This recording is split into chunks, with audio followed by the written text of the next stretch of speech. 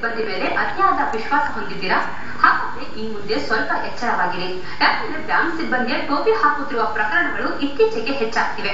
ಅಂಥದ್ದೇ ಪ್ರಕರಣವೊಂದು ಮಂಗಳೂರಲ್ಲಿ ನಡೆದಿದ್ದು ಬ್ಯಾಂಕ್ನಲ್ಲಿ ಉಳಿತಾಯ ಮಾಡಿದ ಗ್ರಾಹಕರೀಗ ಪರಿತಪಿಸುತ್ತಿದ್ದಾರೆ.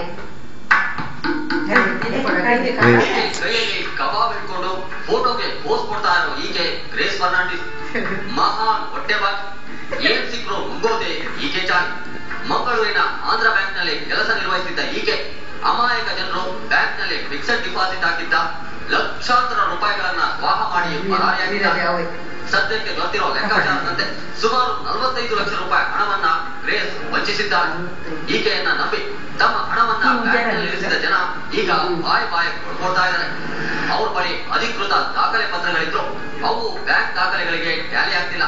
ಡಿಸಾನರ್ ಆಗಿ ಹೋಗುವ ಚೆಕ್ಸ್ ಅನ್ನು ವಿಥ್ಹೆಲ್ಡ್ ಮಾಡಿ ಫ್ರಾಡ್ಯುಲೆಂಟ್ಲಿ ಅಮೌಂಟ್ ಅನ್ನು ಕ್ರೆಡಿಟ್ ಮಾಡಿದ್ದಾರೆ. ಯಾಕೆಂದ್ರೆ ಆ ಪರ್ಟಿಕ್ಯುಲರ್ ಅಕೌಂಟ್ ಇದ್ದು ಅಮೌಂಟ್ ಅನ್ನು ಇವರು ತೆಗೆದಿದ್ದಾರೆ. ಹಾಗೆಲ್ಲ ಮಾಡಿ ಆ ವಿಷಯದಲ್ಲಿ ಅವರು ಬ್ಯಾಂಕ್ ಇಂದ ಈಗ ಸಸ್ಪೆಂಡ್ ಆಗಿದ್ದಾರೆ.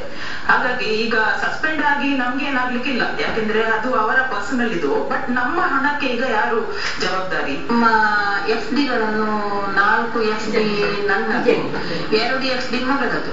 50 ಸಾವಿರದ್ದು 4, ಮಗಳದ್ದು 50 ಸಾವಿರದ್ದು 2. ಈಕೆಯ ವಂಚನೆ ಬಗ್ಗೆ ಬ್ಯಾಂಕ್ಗೆ ದೂರು ನೀಡಿದಾಗ ಅಧಿಕಾರಿಗಳು ಬೇಜವಾಬ್ದಾರಿಯಿಂದ ವರ್ತಿಸಿದ್ದಾರೆ. ಒತ್ತಡ ಹೆಚ್ಚಾದಾಗ ಆಕೆಯನ್ನ ವಜಾಗೊಳಿಸಲಾಗಿದೆ. ಆದ್ರೆ ಹಣ ಕಳ್ಕೊಂಡ ಜನರಿಗೆ ಯಾವುದೇ ಪರಿಹಾರ ಸಿಕ್ಕಿಲ್ಲ. ಕಳ್ಕೊಂಡ ಹಣಕ್ಕೆ ತಾನು ಜವಾಬ್ದಾರಿಯಲ್ಲ ಅಂತ ಬ್ಯಾಂಕ್ ಮುನಿಸಿಕೊಂಡಿದೆ. ಬೇಸತ್ತ ಸಾರ್ವಜನಿಕರು ಈಗ ಪೊಲೀಸರ ಮೊರೆ ಹೋಗಿದ್ದಾರೆ.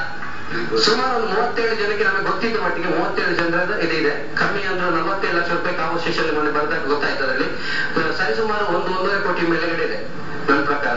ಕೆಲವೊಂದು ಮನೆಯದ್ದು ಡಾಕ್ಯುಮೆಂಟ್ಸ್ ಮತ್ತೆ ಗೋಲ್ಡ್ ಅದೆಲ್ಲ ತಗೊಂಡಿದ್ದಾರೆ. ಇದೆಲ್ಲ ಗೊತ್ತಾಗಿರುವಂತದ್ದು. ಒಟ್ಟಲ್ಲಿ ಒಟ್ಟವರಲ್ಲಿ ಒಡಂಗಿಯಂತಾಗಿದ್ದಾರೆ.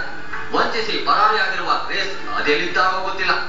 ಹಾಗಾಗಿ ಗ್ರಾಹಕರೇ ಬ್ಯಾಂಕ್ ನಲ್ಲಿ ವ್ಯವಹರಿಸುವ ಮುನ್ನ ಹುಷಾರಾಗಿರಿ. ಇಲ್ಲದಿದ್ರೆ ಇದೇ ಪರಿಸ್ಥಿತಿ ನಿಮಗೂ ಎದುರಾಗಬಹುದು. ರಾಜೇಶ್, TV9.